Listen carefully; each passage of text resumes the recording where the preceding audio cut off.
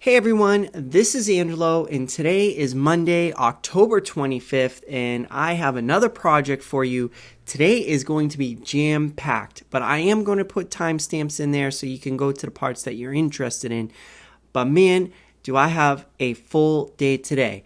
We are meeting with Luke, who is the main lead on the Rancid royalties, which is the project that we are going to be reviewing today. And I am going to be doing a live Instagram with him, but I will do the outtake from that and put it in this video or podcast for you to listen to. And please make sure to listen to it because he has a special offer for you that you're not going to want to miss out. So let's get started with first, of course, the disclaimer. All opinions and information presented in this blog or video or podcast, however you're viewing this, are based on my research and the standards I have personally set for all the projects that I review. This does not mean that the project is good or bad or that it will succeed or fail. It is just my perspective on it and using my checklist. I'm not compensated or sponsored by any of the projects, and if I am, I'll let you know at the beginning so that you know that I am being paid for it. Today's project is not one of those projects. Also, note that investing, trading, or participating in NFTs are speculative in nature, and you should not use this blog as financial advice. Also note that by the time you read, watch, or listen to this, the information on the project could have changed, so please reach out to the project. I'll put the links in all of these media, and so that you can get updated, and also please do your own research. Now, typically, what I like to do is go over the projects that I've done, have reviewed in the past, get into the conversation with the leader about the project or talk about the project, and then go into about the leadership's process through which they've come to realize the project, which I believe will help you if you decide to do your own project, your own NFT project, build your own community, or even build your own business. Today, I'm going to skip all the reviews of the other case studies.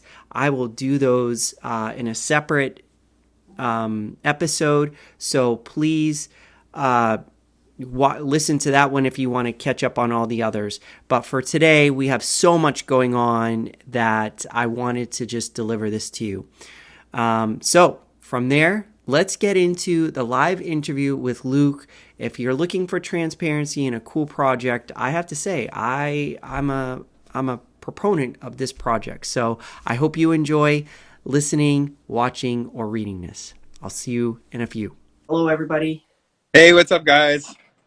So today we get the pleasure of meeting Luke here for their project, their NFT project that's dropping very soon, called Rancid Royalties. So thought we'd take a moment to kind of talk about the project from one of the leaders themselves here, Luke. So hey, Luke, how's it going? Hey, good. How are you?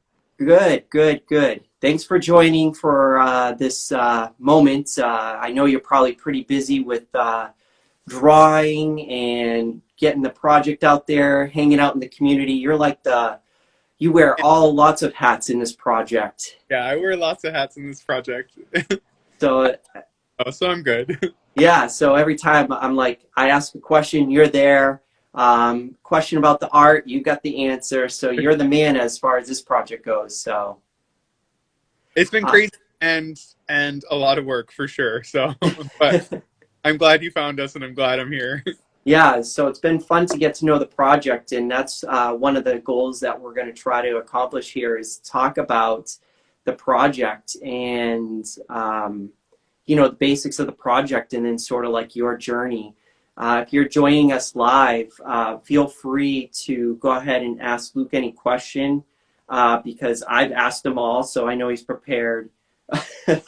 But go ahead and ask the question. And of course, as what I'll do is I'll read a disclaimer actually, because we know NFT projects, when you deal with them, it can get very, things can change very rapidly, because especially good projects, because folks like Luke are looking at the community, talking with the community, and they make adjustments. I know when I first walked in, I made a suggestion, and within like minutes, you made a change, which was awesome. I discovered something on a web page, and you fixed that like right away, even though it was like 1 a.m. in the morning, and I'm asking you 500 questions. So I do appreciate that. Um, so yeah, feel free to ask questions, but disclaimer, anything we talk about in this video that you're watching can change at any moment, because that's just the nature of NFTs. We're dealing live with the community. So I will ask the starting question here, which is, Luke, if you could tell us a little bit about the project, that would be great. Awesome. Okay, so we started Rancid Royalty like probably 2.5 months ago at this point. I had a little startup that was we had kind of launched a whole bunch of fashion games and iPhone games and stuff like that. And I had these characters sitting around for a couple years. And I've been working at this NFT company freelancing for the last 9 months. And I was like, I bet you I can do this. And so honestly, the project started out kind of just seeing, I needed to figure out how the inner workings of all this happened. And so the project started out me using art that I had previously created and making this new kind of Rancid kingdom. Does that make sense? And what's been really interesting about this, and what's been interesting about the evolution of NFTs, I think in general, is our project at the beginning was very cute, but then what happened in the middle of this project, as the computer started generating NFTs that were random, the ones that were kind of off looked better. So then we started incorporating more and more and more off-putting ones, which is why Rancid Royalty became Rancid Royalty, because the more screwed up the kids looked, the better the project kept getting. Does that make sense? So yeah, in the beginning they didn't have swords, they didn't have battle wounds, they didn't have any of this.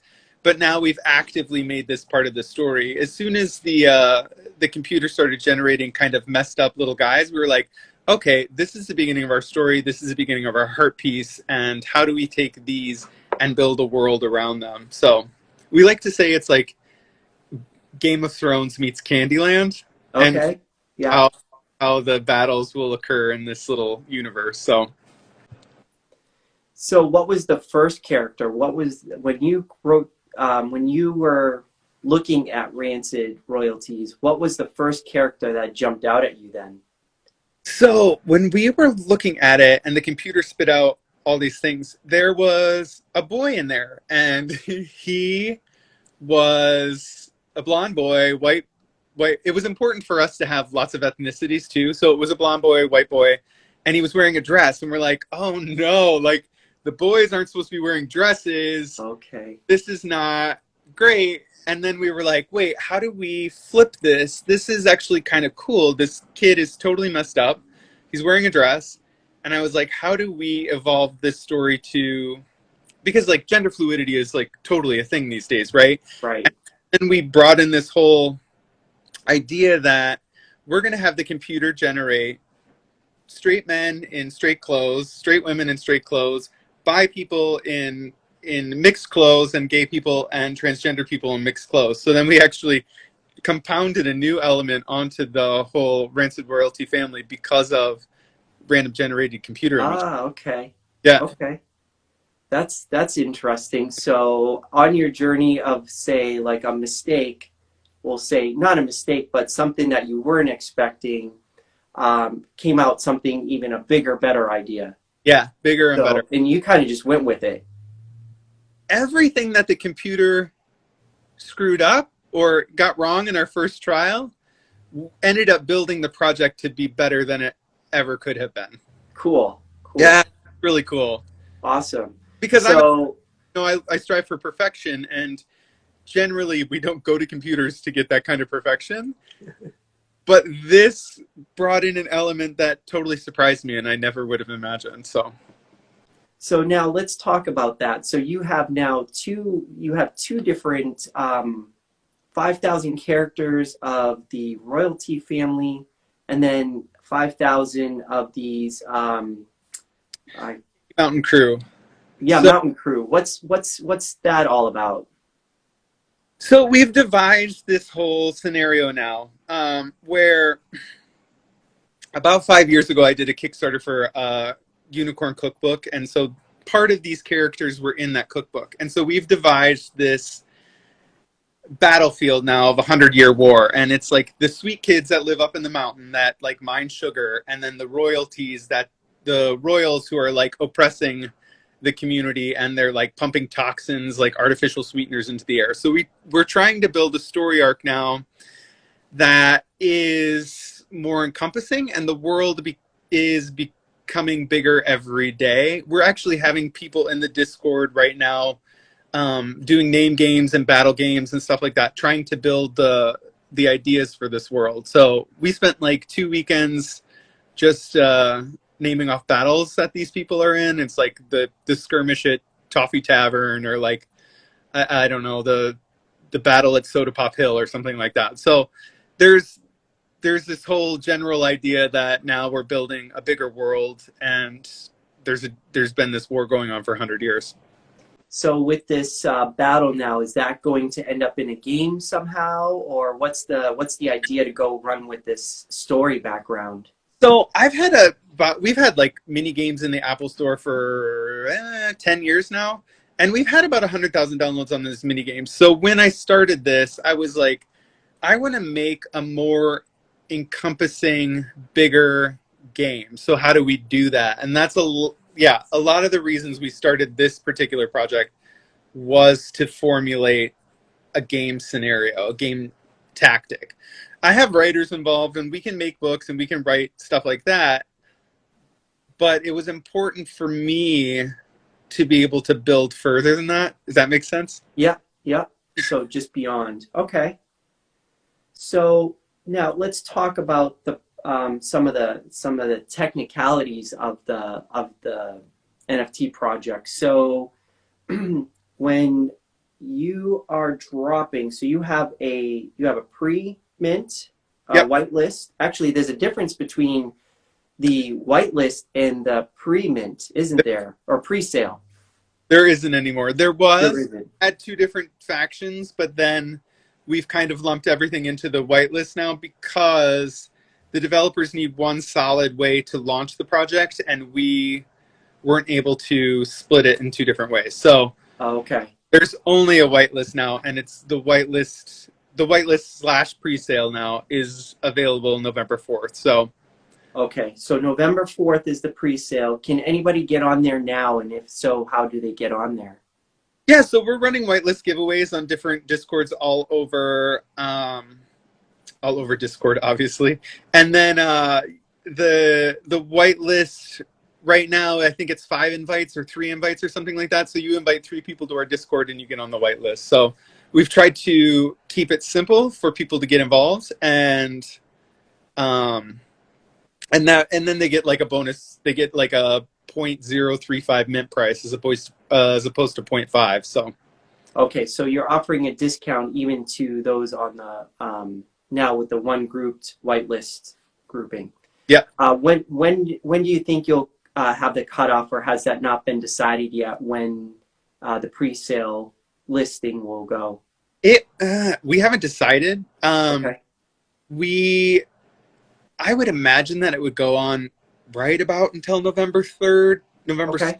3rd. So we're trying to get as much pre-sale buzz as we can, and then launch that. Yeah. So I would imagine November 2nd or 3rd will be the cutoff date. Okay. And that will go on for 24 hours before the public sale. So November 4th, the pre-sale, or is that changed? It is November 4th is the pre-sale for 12 hours from 10 For a.m. 12 hours. Okay. Eastern Standard Time. And that is to get, we have a lot of people in the community that are in Asia. Yeah. And to get it streamlined so many different people all over the world can participate in it. Okay. And then November 5th is the public sale, correct? Correct. And the mint price on that is going to be 0.05. 0.05. Okay, so if you are watching this, you still have time to get on the pre-sale list and you get a discount. So that's really, really cool. All right. Now let's talk about there's 10,000. There's going to be 10,000, and we talked about the split between the 10,000. There's a character that is sort of like the base picture, and then you, I know, as the last time we were talking, are still making traits to add to the characters. And if I remember the count last time we talked, it was over 300 already. So 300 plus. Yes, and it's still 300 plus, but I would imagine it's somewhere around 340, 345 right now. What Okay. when we were doing our random generation, because we split it in two factions, we weren't getting enough randomly generated people in, so we keep having to add a few more. So Okay. All right. So okay. So we have the 10,000, and it's on Ethereum. yep, it's on It's the Ethereum, and the contract is an ERC 721. So basic there. Where can people find the project?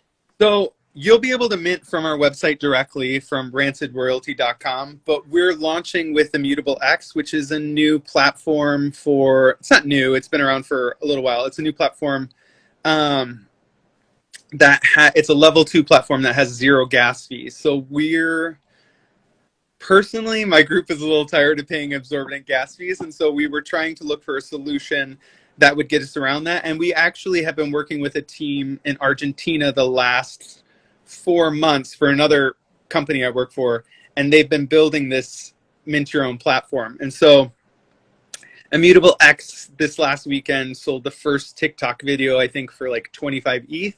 And they have partnerships with now TikTok, Vivi, which is a European TikTok, and they signed a partnership with OpenSea in March. So we're still waiting for the final rollout of what this Immutable X OpenSea relationship is going to be. So, but Okay.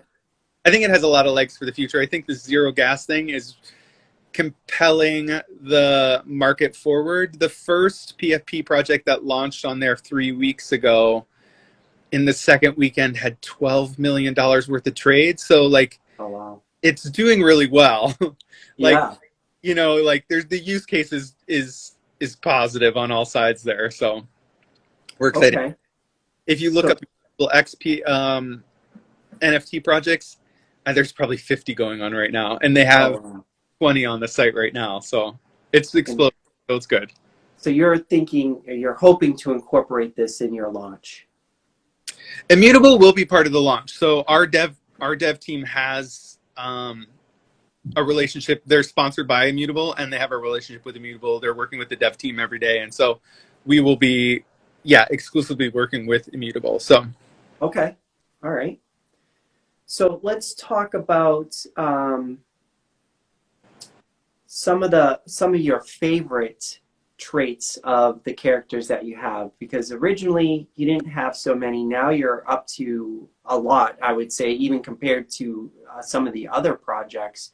awesome. 300 plus is, I think that's at least the ones that I've reviewed. So what would you say are your favorites? So let me go in here. I can kind of So we did, like, I'll turn it around. Like, we've been doing like missing eyes. We have like Ah, um there's one down here called Joffrey eyes. So like we stole oh that wow. from Game of Thrones where we're doing Joffrey eyes. This golden shovel is from God, I can't remember the name of the TV show off the top of my head. But the golden shovel was It's a spoof off a TV show on Apple Plus that it's Okay. a bunch of game designers, and the girl wants to develop a golden shovel. And anyway, the golden shovel, if you know it, you know it. Okay. All right. So those are some of your favorites. All right. So let's talk about with that. So we talked about the minting price. We talked about the launch date. We talked a little bit about the characters. What about the utility, the roadmap that comes with it? What would you say? So I go in. I like the art. So far, I like you. The community is pretty cool. I've been in there. I talk as much as I can, except for last week when I got sick. But when I'm in there, everybody seems really nice, ready to go. So from my perspective, what do I get if I come into your community from your perspective? So at the beginning, we, as me and you talked online, it was a little more in flex. At the beginning, we hadn't set aside a community fund. In our heads, we kind of had. In our heads, we were like, we're going to have this money to do X, Y, and Z. But then talking with people in the community, we ended up building in more of a community fund. We don't want to set up a DAO necessarily at this moment in time, but if we have this community fund, we kind of have more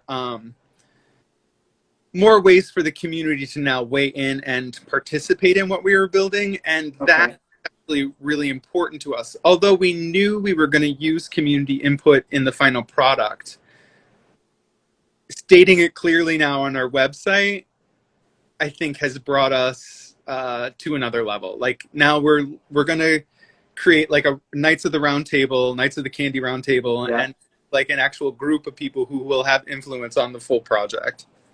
Okay, so sort of the fun part of this is I go in and it's pretty much community run. If we decide we're going this way on this round table, we're going this way. And that's so the community funds are being grouped together so that when the round table makes this decision, you're flexible enough to do that, essentially. Essentially, we will weigh in all factors and like we're gonna try to have voting and stuff like that within that group to decide and to determine the projects where we spend money on it. So if they decide that they don't want to do a video game and that I'm alone on that, we have to take that into consideration. And if they want to do an AR VR extravaganza, like those are the things we have to do. I mean, this is all within the funds we have set aside. So we're setting aside 30% of the funds to, source and do these projects. So yeah, because you also talk about, I believe it was merch, doing some merch. Yeah, we'll do. Done merch in the past for other companies, so I merch I can get, and these guys are kind of cute and easy to do merch with. So I don't think that'll be a problem. Okay, all right. So talk about the community from your perspective.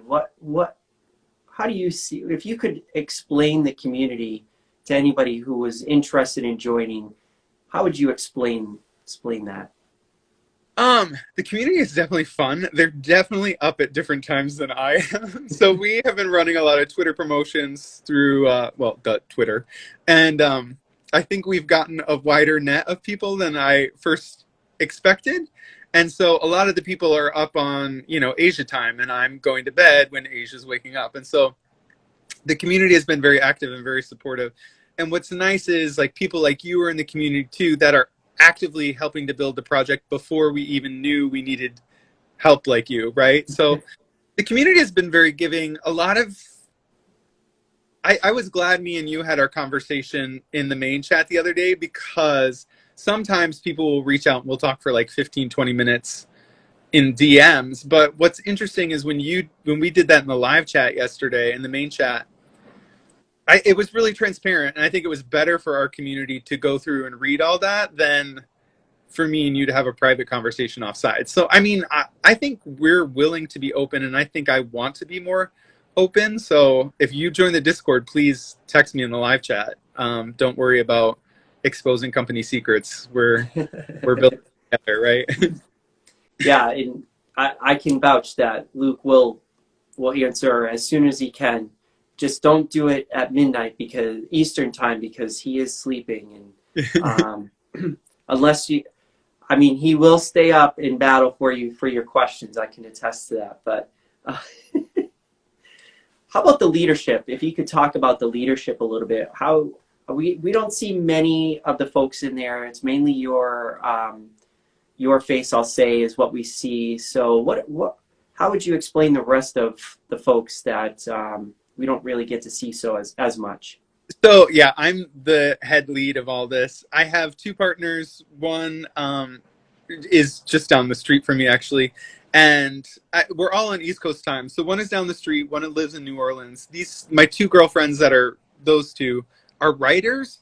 So part of the project that we wanted to do, not in the initial phase, but in the next phase, which we're kind of planning, is we want to onboard all these writers to write the backstories of these NFTs to find the creation. So like if you bought one of our NFTs, ideally in phase 2, we want you to be able to submit it and we'll write the backstory for your particular NFT, how it's lost its eye, how it's lost its tooth, how it got its battles, stuff like that.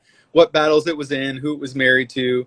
We've started mapping out like a family structure, like if there are 15 families in this place, who belongs where, who's getting married where, and stuff like that. So those two writers are not as involved in the project right now as they will be in the future. My other partner, Ethan, is up in Connecticut, and he really is more behind the scenes and doing some of the marketing on other tactics. He's a big NFT guy. I think he owns like 10 cool cats and stuff like that. So like he is ingrained into the community, but is also in school. So, you know, this kid is about 19 years old. So he is actively in school and I am working on this. So we're all holding three hats. Then the other part of our team is, I can never say their name right, but Mantiel, and they're doing the dev in Argentina. And then our other dev team who's helping me with the random generation is Neo, and he is in Florida. And he also works at the company that I freelance with. So Okay. so So we're pretty. So there's about I think 6 of you or something like one, two, there's three. but all doing little jobs, Yeah. right? So that must be a big undertaking. You have 10,000 characters, and you're trying to build a backstory for each one. And not only that, what we didn't talk about actually are there zombies now, right? There's zombies that are going to be included in this. So there are zombies, and there are now mutant traits. So some of them will be mutants, some of them will be mutant zombies, and then we'll have rarities that are. We have some alien rarities. We have some elemental rarities. We have like a fire boy that's coming out. But there's only going to be 100 of those rare ones. Although zombies are pretty common. Okay. Common as in like they're. I bet you they're 10%. I don't have the actual Yeah. statistics, but. But zombies are part of the main grouping, not the group of super rare 100 or so that I'm doing manually. So that adds a little element to the. So is there going to be backstories to like how they became zombies? Yeah, Or, oh my gosh, we that's really. it's That's, we have this thing that we're writing in called Crap 2020. It's called Candy Rot 2020. It's kind of playing off COVID, but you know how we all suffered through the pandemic. Now we have Candy Rot 2020, which is when we kind of all hurtled through this together. So okay, all right, yeah. I just seems very like the artwork. I think if people were to see the artwork, they don't. Well, I'd like to mention the 300 traits. They're probably not going to see them all because they only see 10,000. They're only going to see 10,000 that are made, and some of those traits may not even show up. And on top of that, you're in the process of looking to create backstory, so you don't even know what you're going to get, and then to create the backstory for all 10. you won't be able to get your backstory until all 10,000 have been created, and you will have to submit for the backstory. So it would either almost be another NFT, or Okay. we're not quite sure how that's going to work out yet. Okay. But the plan is to do it that way. Correct. Yeah. Okay. So, Not to but write back potentially. 1,000 only to write backstories for the ones that are going to participate in that project. Okay. All right. That makes sense. All right. Um, Although I so would write backstories for all 10,000, so please don't. so if anybody could walk away with, if you could summarize the project for somebody who's interested in it, how would you summarize it for them? Uh, for my generation, I would definitely like. We're trying to be half Garbage Pail Kids, half like Captain Planet. Does that make sense? Yep. Yep.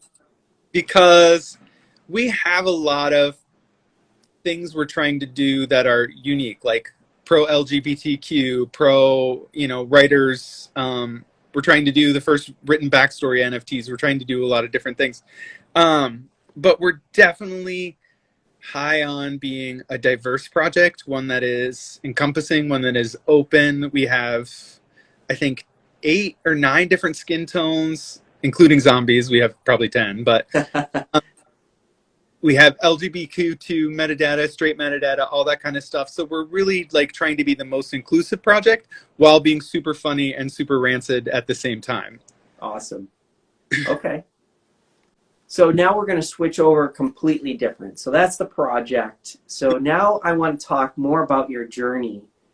For those that are interested in creating their own, we'll say, project or business or community, I kind of want to walk through sort of like your journey. So can you, so how does that happen? Like all of a sudden, like you're doing your day, and then all of a sudden you're like, NFT project, I'm gonna do one. So how's that work for you? So I don't know if you guys know, sorry, if you guys know, I was working on, for this NFT company, we were launching this project called Savage Droids. And I was a web designer for the project and was working behind scenes, but I was actively watching this artist create all these robot parts and all these things. And I was like, oh, I see how he's building this. This makes sense. I'm like, I wonder if I can do that. And that is how my process started. It was literally, I watched somebody else building their project and I was like, I think I can do this. Like, so I kept trying to test it and test it and test it. And then I found code on GitHub that worked with my files and would randomly generate it. And I was like, okay, so for my first test run, like, let's see if I can do this on my own. And then I did it. And then I actually presented it at a work meeting. And I was like, hey, this is what I'm working on. I didn't do it over the weekend, but I worked on it for a couple of weeks and then showed it. So, Okay. but the GitHub code was the problem because that's how we got all those messed up traits that saved our project. Okay. All right. So you were already inspired by another project and said, hey, I want to do this. Yeah. Now we didn't talk about this in the project itself. How does that interrelate with Cinderly? The company, does Cinderly own Rancid royalties? How's that work actually? And how do you play with that? And how did that all come to like gather to create the inspiration to start this NFT project? So Cinderly was a startup I did in 2016. Originally, Cinderly was a fashion app. And so we were named like one of the top 5 brands to watch or something like that. And the fashion app launched. And, you know, as apps were at that time, so this is really interesting for a later question. As apps were at that time, it was expensive to run. It was expensive to house all this thing. And Instagram was killing us. So even though we were forward thinking for our fashion app at the time, we ended up having to close that section of the company to survive because the fashion app was just costing too much.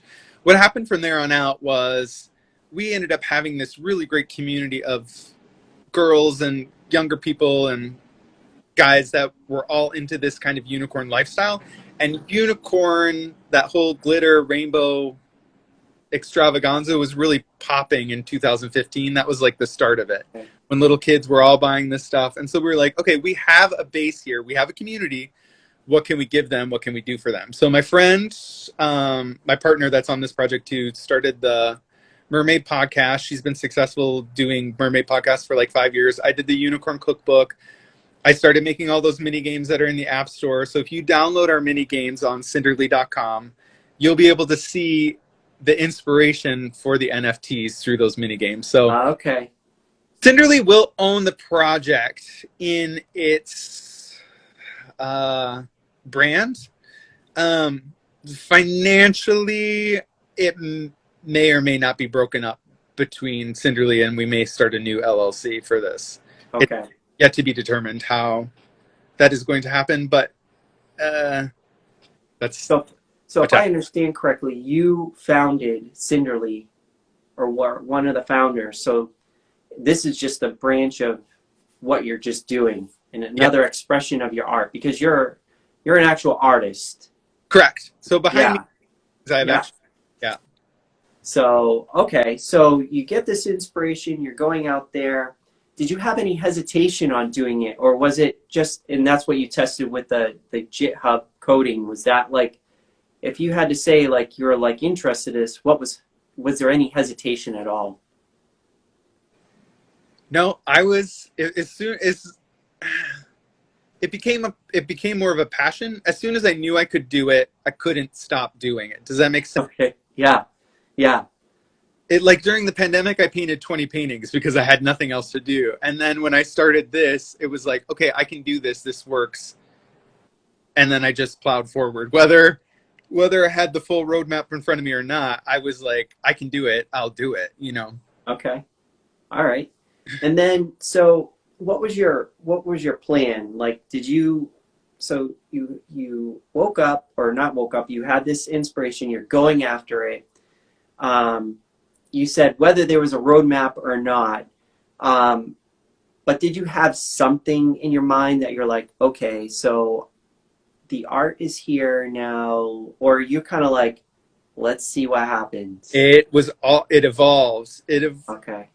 evolved. It evolved. It evolved. It evolved because if I had stuck with the original art and the original vision, I don't think it would have worked out. They were too cute. They weren't funny. They were, I don't know. It just evolved as the computer screwed things up, as the team built, as the story built. You know, like there were things in the story that I had never thought of until my was talking to my two girlfriends on the phone. You know, like I was like, oh yeah, we could do this, and oh my god. And my one girlfriend writes, I should just say friend, girl. That's a friend. She wrote a book for DC Comics. So Zatanna is a new, not a new comic, but they're re-releasing this Zatanna comic in next summer. And so, like, she was very inspirational in how to build the story world for all this. So, um, as soon as we had those elements, yeah, there were just things that evolved that I could have never planned out, right? Planned out. Okay. And thank As God. far Now. as far as the project goes, let's say the roadmap or what you wanted to accomplish with the project, was that sort of already in mind, or So what I wanted to accomplish with the project, doing a gaming aspect, doing that kind of things, yes, was in place from probably the first week or so. Like that definitely was motivation I had personally mm-hmm. invested. But I'm a gamer, so like I spent the whole pandemic playing Animal Crossing. So I was like, well, I have Animal Crossing type art, so I can figure this out, right? Okay.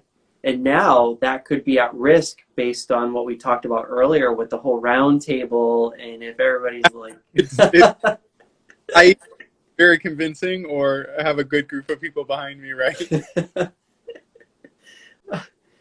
what about getting into the project? So when somebody is looking at getting into a project, so is there like a lot of capital that somebody would need to get involved, or is it like, is it just easy? Like, I just have these ideas, I can.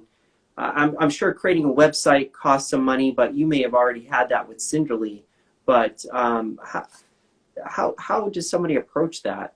So I had a lot of the skills already in my back pocket, right? So I could make the website, I could do all that stuff. So I didn't have any out of pocket costs there, but I was consulting on another PFP project, and I found out that, oh, it's not as easy for everybody else. They do need more capital because they do have to hire illustrators and coders and all this stuff.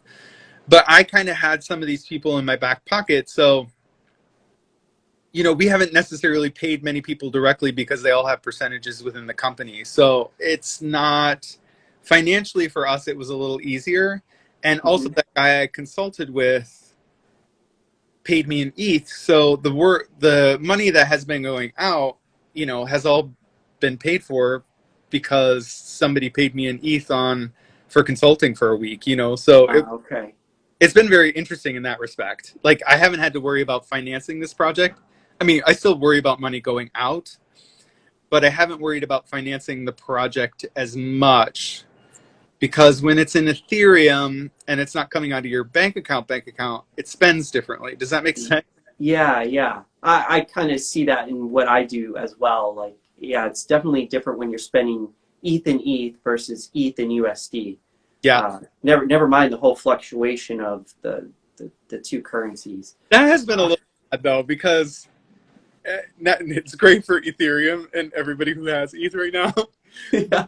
At the time Ethereum is skyrocketing, I'm having to spend down all my ETH, right? So I'm like, Yeah, it can get tricky managing that. So that's something I think projects who have expenses because the the general spending, if you're in the U.S., is still in USD. mm-hmm. No, not everybody's not like if you wanted to create a website, it's not like you can spend Ethereum to go get it unless you're doing it on Web 3.0. But if you're going on like say WordPress or one of those other popular ones, a Square, I think it costs USD, and if you're not careful, you can get lost in there. What about the team? How would you did the team? You talked about two girlfriends. How does that work? I mean, did the team just fall together because of past history, or did you have to go find people? Everybody fell together because of past history, because of where I have been freelancing the last 9 months, and because of past history. Yeah, for in the most usually you do have to go find people. We've had to find people to market it, so that has been an outward cost that we are paying for constantly. Sorry, that keeps beeping. Um, but the team that I have right now is all people I've worked with in the past, so I am kind of lucky there. Okay. And everybody just kind of got passionate about it, so they were willing to hop on. So how does someone go about trying to find a marketing team if they're starting off and they're like, yeah, I have five friends who probably don't even know what NFTs are yet. How do I go out there and show the world? Because most people probably throw up a Discord, probably go out on Twitter, make a few tweets, but it's more involved than that, isn't it? Well, this has definitely been the bigger of the pitfalls is the marketing aspect. Um, I am so my partner Ethan, who has all the cool cats.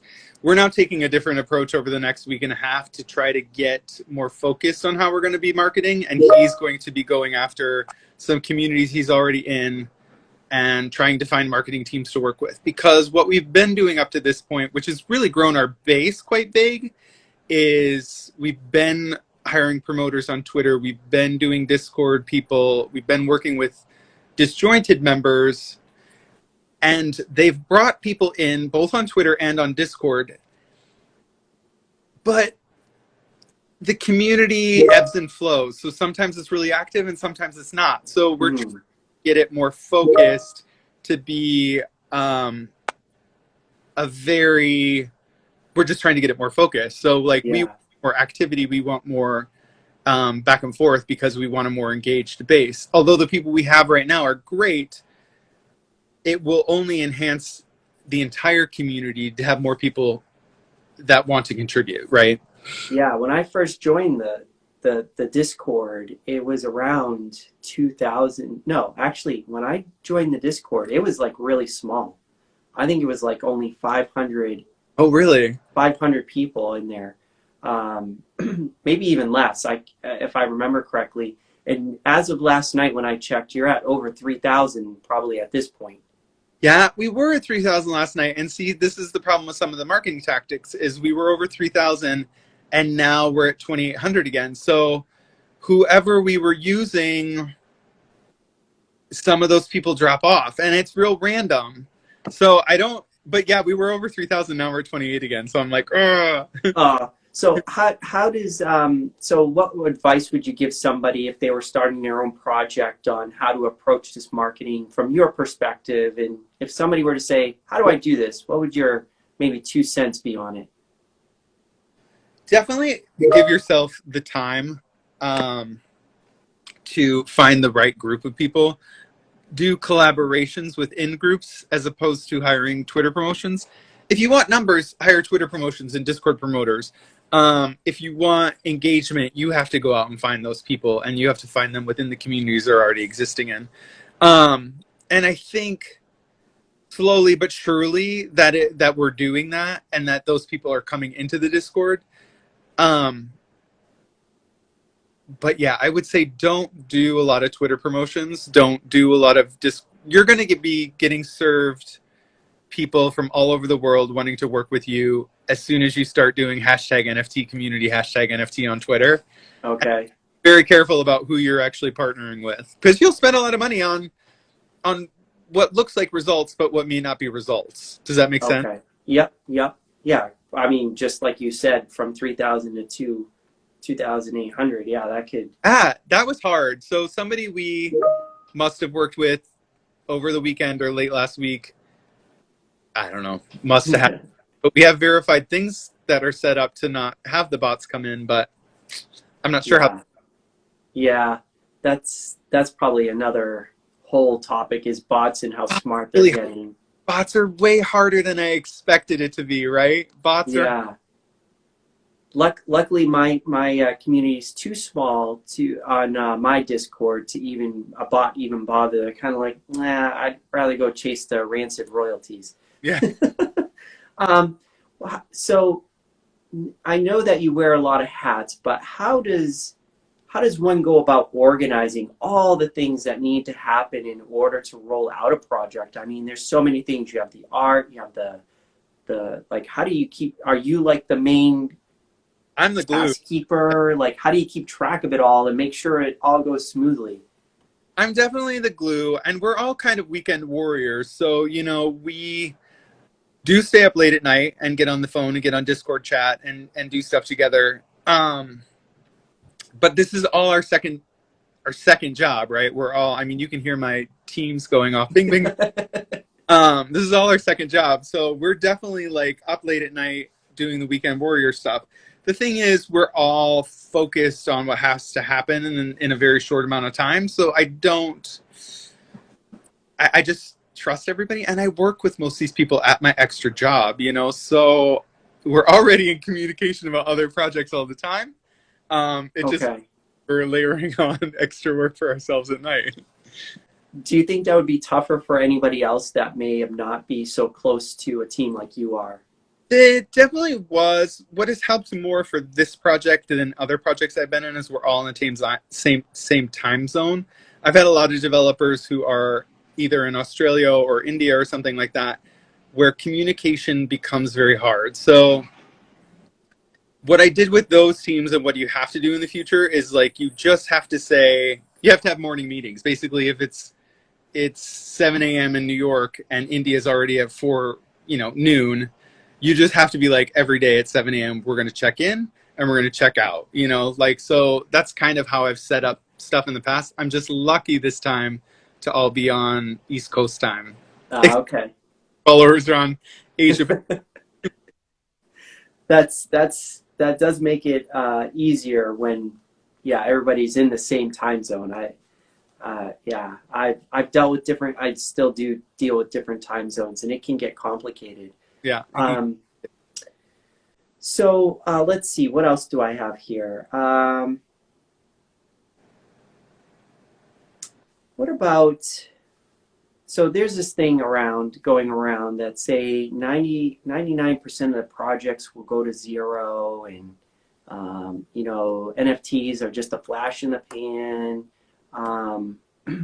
What what do you say? What's your opinion about that? And I guess that will lead to how you approach the project with that. Like, does that even phase you? Does that even come into your mind? Do you even think about that?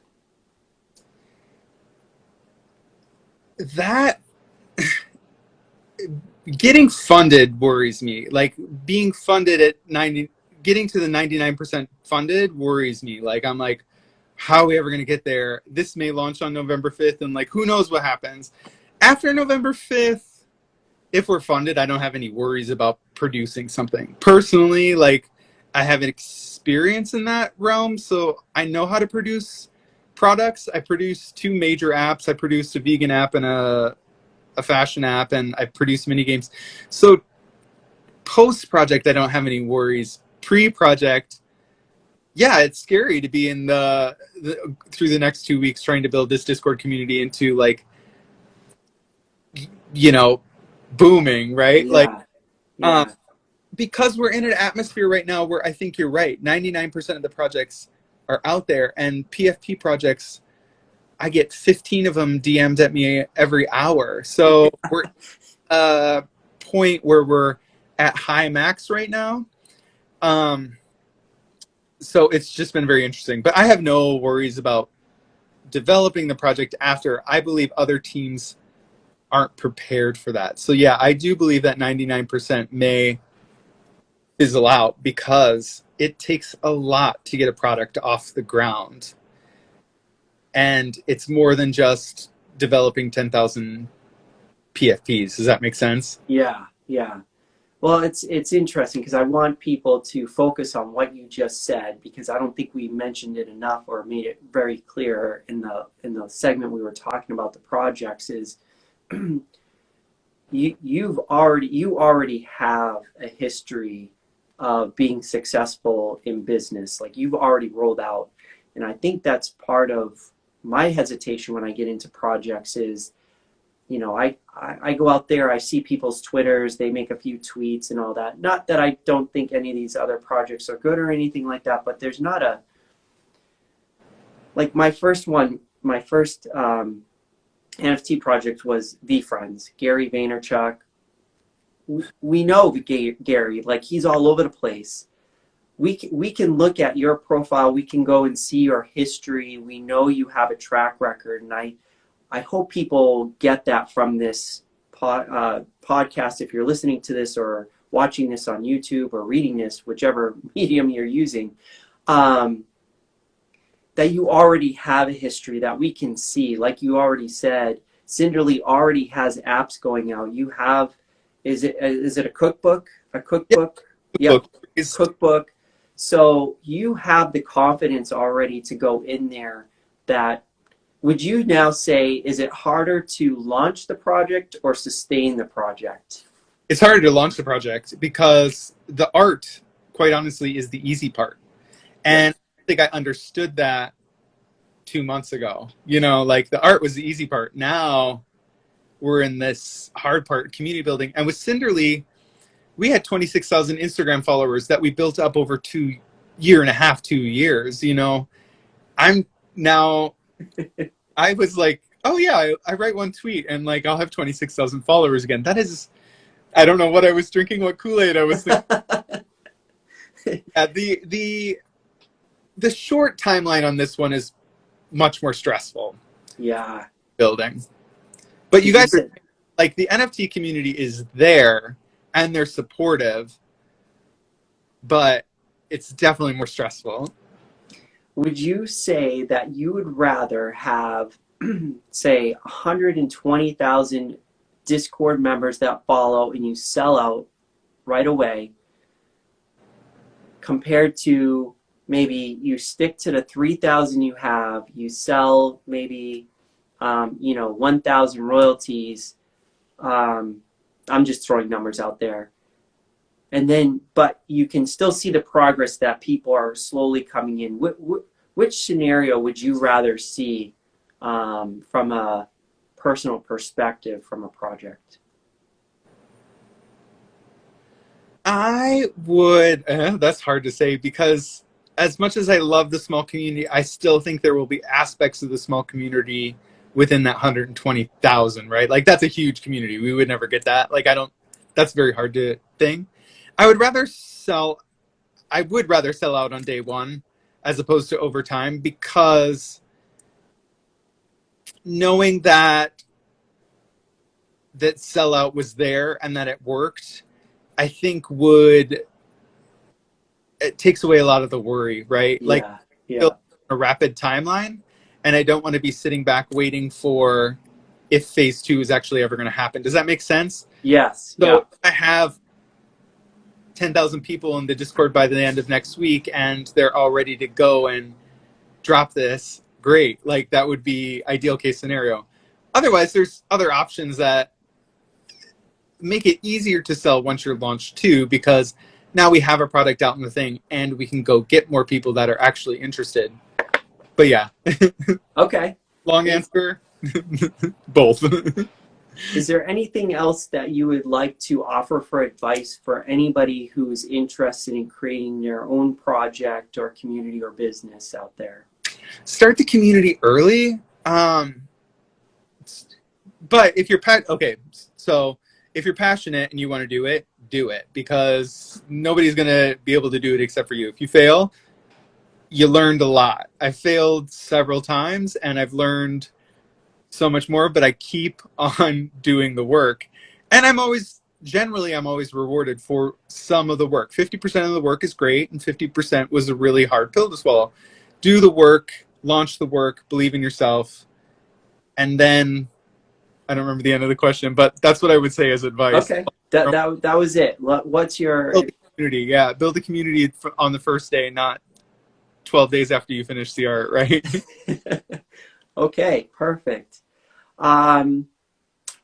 You have something to offer out there? Yeah, so we're gonna give away a free Rancid royalty NFT to all you listeners today. So we can probably set up something in the Discord that I'll set it up in there's a collab giveaway Discord. So I'll set it up in our Discord. Join the Discord, talk to me and tell me all about it and about yourself, about your lives, where you're from. I really enjoy knowing where you're from. And we'll work out a timeline this week for when we give that away. Awesome. Class is live or whenever we'll talk about it off sides. Yeah, for sure. Well, thank you so much for your time. Is there anything else you'd like to impart with, give us for our time, or not give, but like advice or anything, or? I mean, I think if you have a project inside of you, it's going to come out. And I think if you're nervous about launching that project, just launch it. Just do it. It's in there. It wants to come out. Believe in yourself, right? There we go. Love it. Well, Luke, thank you so much for the time. Thank you. I know you're really busy right now, and all those pings, you probably have 100 messages waiting for you. So thank you so much for taking the time and doing this with me. And I appreciate everybody who showed up to listen in. And please make sure to listen to the podcast, the YouTube, or read the blog so that you can learn how to get the free Rancid royalty. But most importantly, please go support this project. If you're looking for transparency, it doesn't get any better than this. So I'm talking to you guys. So join that Discord and talk, because it's awesome.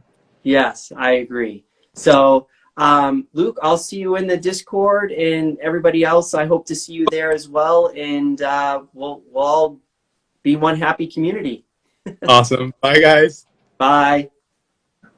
Bye, everybody.